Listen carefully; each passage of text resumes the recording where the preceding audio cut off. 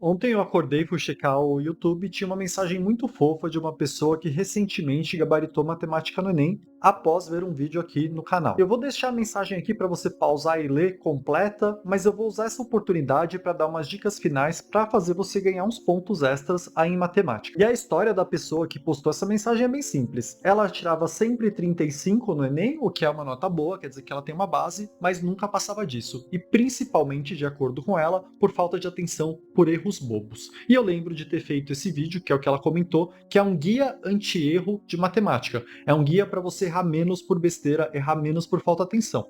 Porque em matemática, o que você tem que ter ciência da prova, e que eu já ouvi várias vezes por vários anos de pessoas que fizeram a prova, é que a maioria dos erros é por falta de atenção ou por dificuldade de interpretar as questões de matemática. Raramente é por teoria. Tem teoria mais difícil no Enem? Tem. Tem lá análise combinatória, tem probabilidade, tem um pouco de logaritmo, mas o basicão do Enem, a maior parte das questões é de matemática básica. E a consequência imediata disso, de grande parte da prova de matemática ser básica, é que se você tiver muito tempo de prova, sua nota vai aumentar muito. O que eu quero dizer com isso? Se você tivesse o dia inteiro para ficar na frente da prova de matemática, fazendo ela com calma, você conseguiria, mesmo sem conhecer teoria avançada, quase gabaritar a prova. Então, o primeiro segredo aqui é você fazer essa prova muito rapidamente, é você ter uma boa estratégia de prova, porque isso vai te dar tempo de ficar pensando nas questões e de checar as besteiras que você fez. Então, nesse vídeo eu vou basicamente dar algumas dicas aí para você fazer a prova de forma mais rápida e no final do vídeo eu vou colar as dicas daquele outro vídeo para você não errar coisa boba, não errar nada por falta de atenção e ter uma nota maior do que você teria sem assistir esse vídeo aqui. Então vamos lá, dica 1 de estratégia de prova, e eu vou deixar um vídeo na descrição sobre estratégia de prova dia 2 para você se aprofundar se quiser.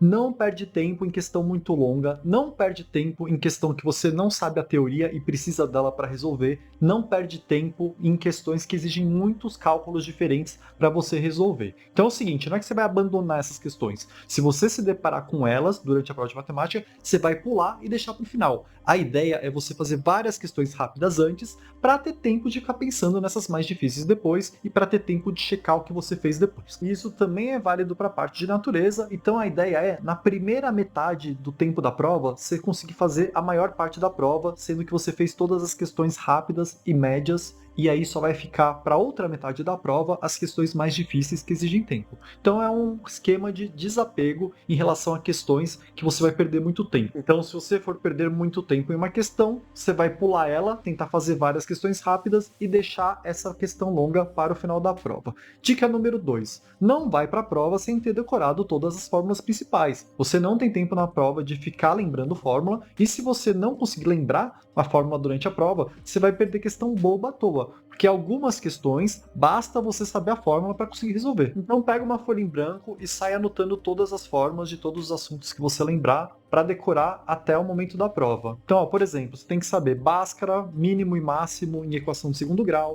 equação da circunferência você precisa ser capaz de resolver, você precisa saber as fórmulas de triângulo, você precisa saber as fórmulas de geometria espacial, de esfera, de cone, de cilindro, você precisa saber as propriedades de logaritmo, você precisa saber as fórmulas de análise combinatória. Então tem um monte de formulazinha que você precisa lembrar, as fórmulas de trigonometria. Então depois desse vídeo já pega, já faz sua lista de fórmulas e faz uma revisão ativa umas 3 vezes até a prova para conseguir lembrar delas e não perder ponto à toa e ficar rápido na hora de aplicar elas. E aí a gente pode ir para a terceira dica, que é relacionado a questões clássicas do Enem. São questões que sempre se repetem, que caem muitas vezes, que se você souber no automático vai ser muito rápido fazer. Aqui no canal eu já fiz pelo menos 3 vídeos, então tem cerca de 15 questões clássicas aí de matemática para você aprender. Dá uma olhada, porque essas questões vão cair, vão estar no dia da prova lá. Se você souber o jeito de resolver, vai ser automático. Questões clássicas é muito importante para o dia 2, poupa muito tempo e às vezes dá acertos garantidos. E aí a quarta dica que eu tenho para você é: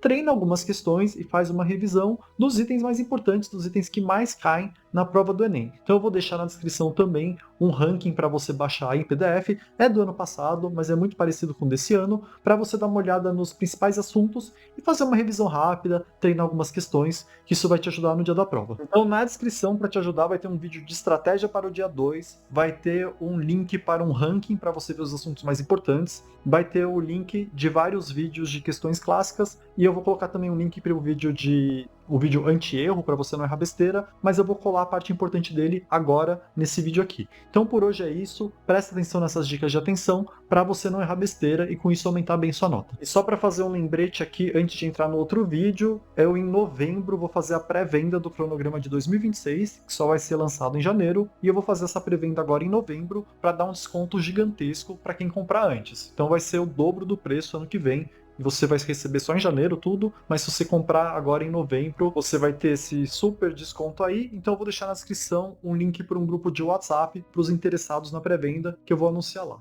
Então vamos agora para o vídeo de como não errar besteira.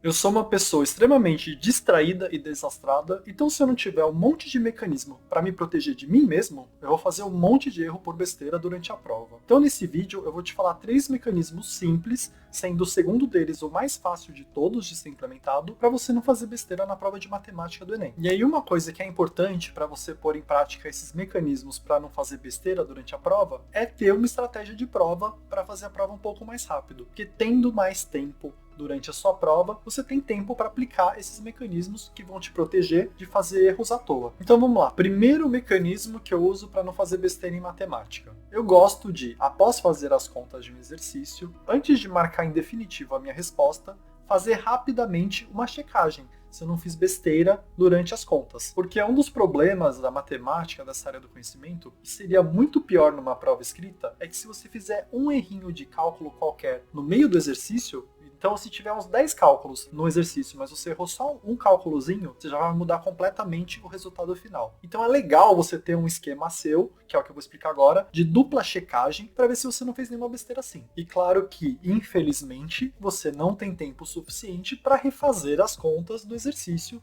tudo de novo. Como eu sempre falo nos meus vídeos, essa prova do segundo dia é uma prova de tempo. Se você tiver tempo de sobra, você vai ser capaz de fazer muito mais exercício, com muito mais calma, e vai ter uma nota muito maior. Então o segredo aqui é, depois que você termina o exercício e teve umas contas um pouco mais difíceis, que você ficou inseguro em relação a se fez direito ou não as contas, você vai tentar fazer de cabeça de novo essa conta. Mas Lambert, se a conta era difícil, como é que eu vou fazer de cabeça? E aí que vem o segredo de verdade. Você não vai fazer a conta exatamente como ela é. Você vai fazer uma conta bem arredondada na sua cabeça para ver se o valor não está muito longe daquilo que você conseguiu. Porque, no geral, as alternativas do Enem dão uma distância boa entre as respostas. Então, se você fizer uma conta mais ou menos aproximada, você pelo menos vai ter uma noção de entre quais duas alternativas estaria a resposta. E vai checar se a conta que você fez, que era a conta certinha, não está totalmente fora do que deveria ser. E aí, dando um exemplo bem tosco só para você entender a lógica. Sei lá, você vai fazer a conta 43 vezes 19. Você teria que pôr no papel e fazer a conta. Em vez de fazer 43 vezes 19 de cabeça, você vai fazer 40 vezes 20.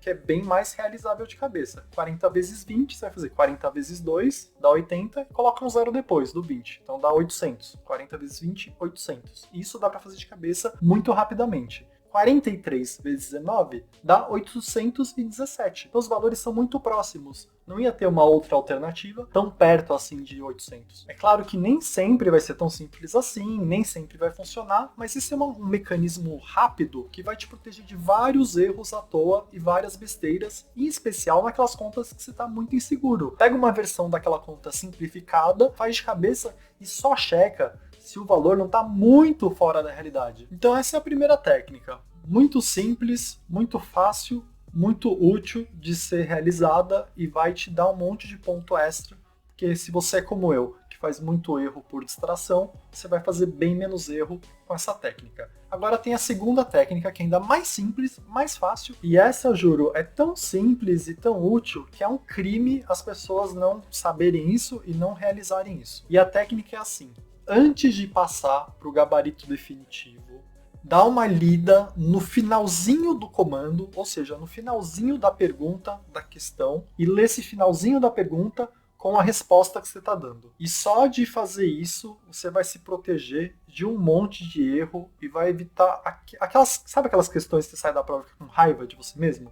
Só de fazer isso, você vai evitar quase todas elas. E sério, a maior parte dos meus erros são porque eu esqueci de fazer isso. Tem questão que você sabe, mas você esqueceu de fazer isso. Tem questão que você deu uma primeira lida, interpretou errado o que era pedido, aí você resolve também fazendo isso.